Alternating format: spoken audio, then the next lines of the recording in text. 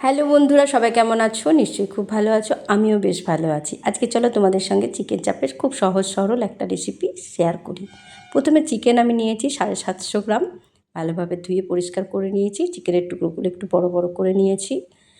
তার মধ্যে হলুদ, লবণ দিয়েছি স্বাদ মতো, একটুখানি চিনি দিলাম, তারপর দিলাম জিরের গুঁড়ো, লাল লঙ্কার গুঁড়ো, গরম মশলা, বাড়িতে যেটা বানাই সেই গরম মশলা, আদা বাটা, রসুন বাটা, পেঁয়াজ বাটা, কাঁচা লঙ্কা বাটা, আর দিলাম 1 চামচের মতো ছাতু, 10-12টা কাজু, আর 1 চামচ পোস্ত বেটে সেটাও দিলাম। দিলাম টক দই, কেওড়া জল 1 চামচ, 2-3 ড্রপ মিঠা আতর, আর দিয়েছি খানিকটা ঘি। এবার খুব ভালোভাবে ম্যারিনেট করে আমি ঘন্টা 2 রেখে দেব।